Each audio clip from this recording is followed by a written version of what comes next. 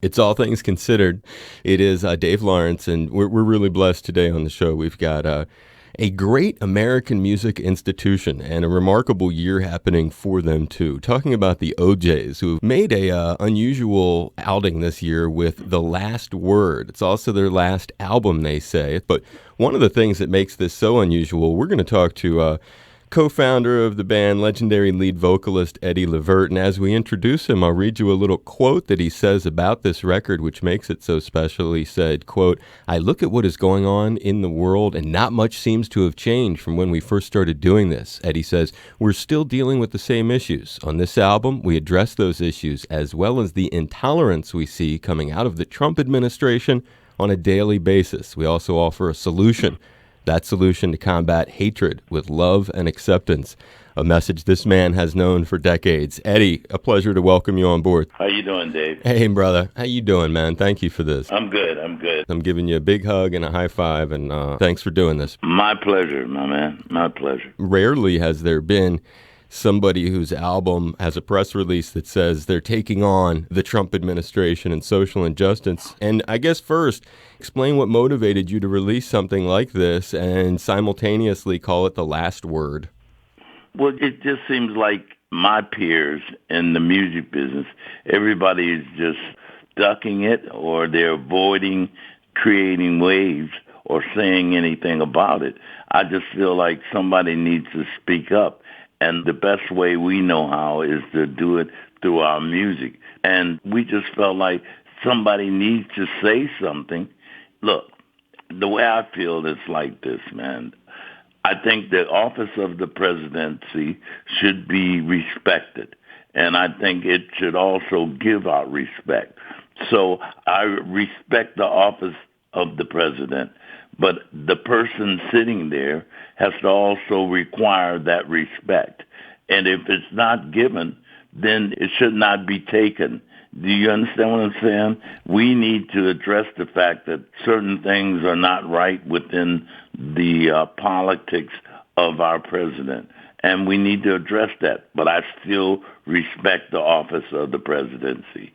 I completely get it, and it's a powerful and very diplomatic way of describing your intent with this. And it's not your first time. Anybody who maybe knows just a little about the band might know that you've already sort of tackled some of these issues on some of your very biggest songs. Oh, yeah. When you think about For the Love of Money, Backstabbers, Don't Call Me Brother, Give the People What They Want, right. All of those songs were addressed to what was going on, not just in the United States, but all over the world.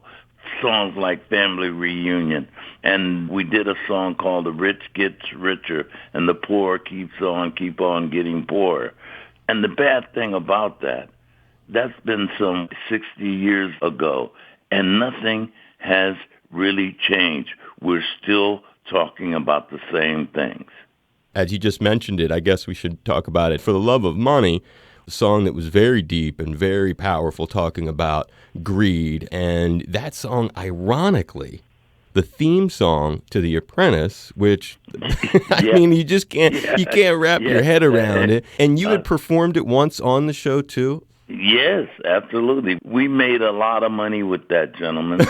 But it don't mean that I have to like his politics. You know what I'm saying?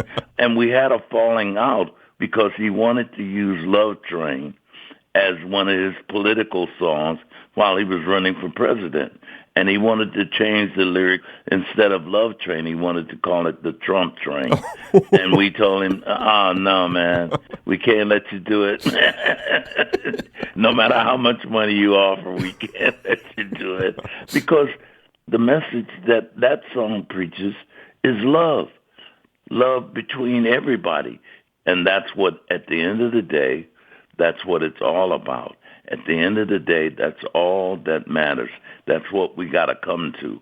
We must start showing love for one another.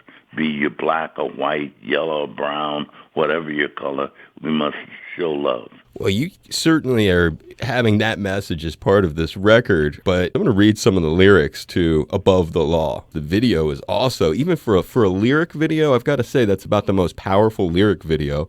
You say, how much money would you give to live? above the law? How many souls would you sell to dwell above the law? As long as it's working in your favor, you love the law, making our lives a living hell above the law. It's really interesting in some of the images that you show with this current political situation. And then as you show Brett Kavanaugh, new Supreme Court pick, says, so now the man with the pen in his hand changes the lay and the law of the land. Yeah, and these people are tampering with the law, and they're so contradictory in what they're saying.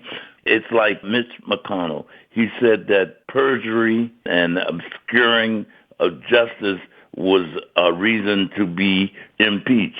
Now he says it's no reason to be impeached. How can you make a 360 like that, man, and think that people can believe you and what you're saying? Dialing back to what you said, so when you were first approached, I guess, to have your song be a theme on The Apprentice, it was all good in the beginning, huh? I mean, yes, absolutely. Explain that part to us when it first happened. Remember now, as you do these songs, and after so many years it goes to a publishing house, they tell people, you give me so much money, you can use this song. And at that time, Sony Music was dishing it out to whoever came up with the money. It's like they used the Love Train for Coors beer. They gave them the license to use that, right. And they had the Love Train coming out with Coors beer. And they made that deal. And when they made that deal, he wasn't in the White House. Right. He was just Donald Trump. And so it was a lucrative deal, and it came out great in our favor. But when he became president, it was like, I don't know whether I want to be in your company. I don't know whether I want to be the guy that's pumping you up like this. I don't think I want to be involved with you. And so I need to be out. And so he felt like no. And he felt like if he kept us along with him, he was going to make us relevant.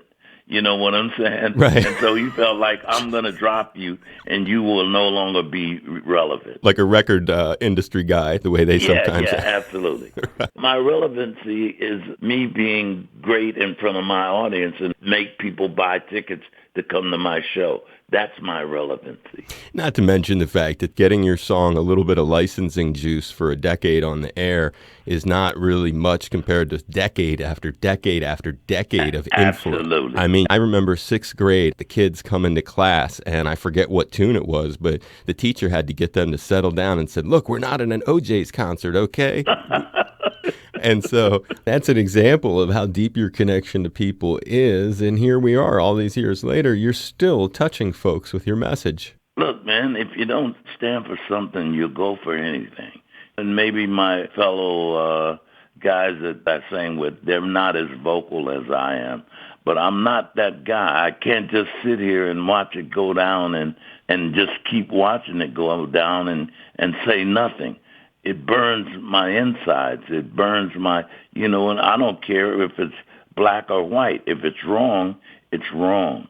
And somebody needs to speak on it. It's Eddie Levert, and he's been taking time to talk about the OJ's, the last word. It's funny because a lot of people don't realize you're from Canton, Ohio, because you really are associated so strong with Philly because of that Philadelphia International Records and in the sound. Yeah, well, it goes from Canton to Cleveland to Philadelphia. Canton is home, where we basically went to school and all of that. Cleveland is where we tuned our horns as far as entertainment is concerned. And Philly is where we went and made some great music and some great records with Kenny Gamble and Leon Off. Cheesesteak country, brother. Yes, that's right. Do you go to gyms on South Street? Yes, absolutely. You can't go to Philly without going to gyms and get a cheesesteak. What are you talking about? You got to, but no cheese whiz, brother. Provolone or American. No. Great talking to you, man. I hope you had fun today, brother. My pleasure, brother. Hey, I hope you did, too. I hope you got a good interview, all right? Thank you, Eddie. I appreciate it, brother. You take care. How much money would you give to live?